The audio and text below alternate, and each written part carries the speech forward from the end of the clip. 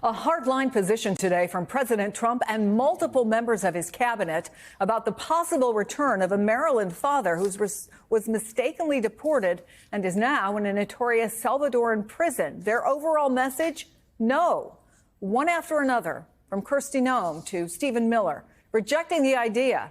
And when pressed about Kilmer Abrego Garcia's return, here's what the Attorney General, Pam Bondi, had to say. That's up to El Salvador if they want to return him. That's not up to us. The Supreme Court ruled, President, that if, as El Salvador wants to return him, this is international matters, foreign affairs, if they wanted to return him, we would facilitate it, meaning provide a plane. After that, President Trump praised her remarks. Joining me now, NBC's Yamiche Alcindor, NBC's David Noriega, who's in Los Angeles' Pico Union, the most Salvadoran neighborhood in America, and Marie Hinojosa, anchor, executive producer of PRX's Latino USA, a distinguished journalist in residence at Barnard College, the founder of Futuro Media Group, and an MSNBC political analyst. Yamiche, I think we need to say that President Bukele, even when asked about a return, compared a possible return of Garcia to smuggling him into the country. What more came out of that meeting and that, as often is the case now, impromptu press conference in the Oval Office? Well, this was really a remarkable exchange between President Trump and President Bukele of El Salvador. The two men were very clear and on the same page. So you can see that they have a very warm relationship, and we're really echoing a lot of the same things. The president saying that he did not believe that he needed to go and retrieve this Maryland man, that he is believing that he's a member of MS-13. The president over the weekend said that if the Supreme Court told him to return someone, that he would do that. But the president making it clear that he has no intention of doing that. And the Supreme Court here, we should make it very clear, said that the United States must facilitate the return of Abrego Garcia to the United States. But the president of El Salvador is saying that he believes that he is in the right not to return him. And the two men, in some ways, were talking a lot about the fact that he was dangerous and that this is really a shared goal that they have to keep this man in that prison, but also to fight what they see as crime across the board. The president also did something remarkable, President Trump, that is.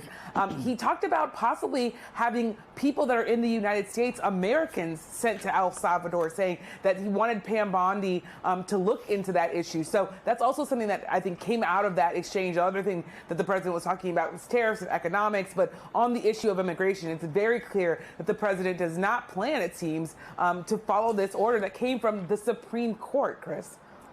All right, David, tell me, what are you hearing from people there about this visit and about the relationship between the U.S. and El Salvador right now? Yeah, so just to set the scene for you, Chris, a little bit, I'm at a bakery, a small bakery here in Pico Union, which, as you pointed out, is the most Salvadoran neighborhood in the United States. This place is a fixture. It's been here for 20 years. It's sort of a gathering place for the Salvadoran community here in L.A. And I've been talking to Salvadorans here all morning. And the main thing that I'm hearing is strong support for Nayib Bukele and for his policies in El Salvador.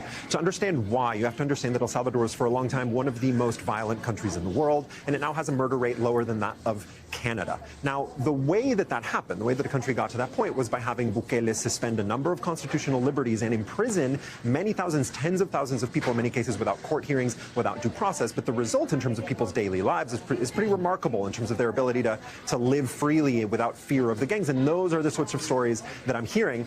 Now, there's, just to qualify this a little bit, though, it's not just full-throated support for Bukele, though. I'm also hearing from people who do support the security progress that's happened in their country, that they're a little bit wary, a little bit worried of the fact that people are getting deported from the United States to El Salvador, perhaps reflecting their own status as immigrants here in the United States. They want to make sure that there isn't just security in their country, that there's also democracy and transparency. Those are the things that they appreciate about the United States. It's the reason that they came here, and they want to make sure that their own country does not slide into authoritarianism. Chris? So thank you for that. Maria, you just got back from there. And one of the things that happened today in the Oval Office is the president suggested they'd like to send as many people as possible there, maybe expanding the complex that is that notorious prison. Tell us what you saw when you went. Well, first of all, Chris, you cannot get into Secot, which is that notorious prison, unless you are given permission by the president. So it's not like here where you make a request to the Department of Corrections and the commissioner superintendent. No. You get in because President Nayib Bukele says you can get in, which is crazy, right? It also, for the journalists who do get in, it means that you're being used as a kind of prop. What's important to know is that Bukele does call himself a dictator. And for the last several years, protests against Bukele in El Salvador have been non-existent. But now that this is happening, that these people are being removed from the United States and placed in Secot in El Salvador, you've actually seen protests against Bukele happening in San Salvador. So the facade is starting to crack, and it's unclear what the end game is in terms of how Bukele is going to come out of this. But it should frighten every single person who's watching this. One, the racism is outright. It's because this gentleman is Salvadoran that they're like, oh, we have nothing to do with him. It's just outright, like, we don't need another Latino. We don't need to return him to this country. But two, for any American citizen who has family behind bars, this needs to be concerning to you, because the president is saying, we will soon be taking you from the United States to Secot. And by the way, there is martial law in El Salvador, which means there is no due process, Chris. There is no one visiting anyone in any prison in El Salvador. We keep using the word notorious, but what is, again, I know you weren't able to get in, but what do we know about the Salvadoran prison complex? I mean, the whole idea, the images that, by the way, President Nayib Bukele from El Salvador, he's an expert, he's a marketer. That's why you're seeing these videos that are being made within minutes of people being transported out of the United States.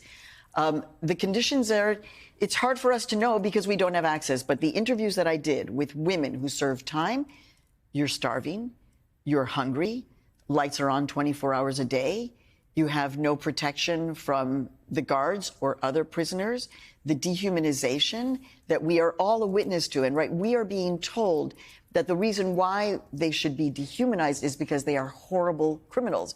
But we know because of data that actually the majority of the people who were frankly taken from the United States without any due process, they were not deported.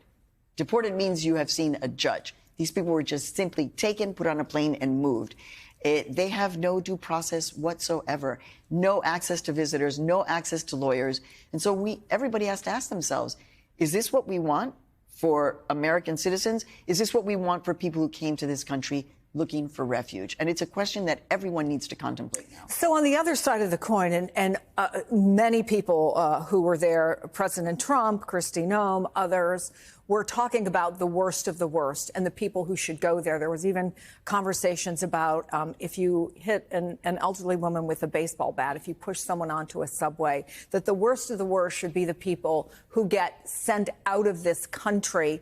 What's in it, besides, in this case, $6 million for President Bukele? Well, that $6 million is a lot.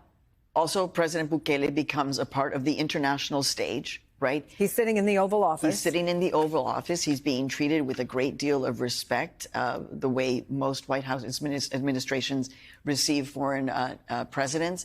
So he gets to elevate his posture, but there is an end game here which we don't know.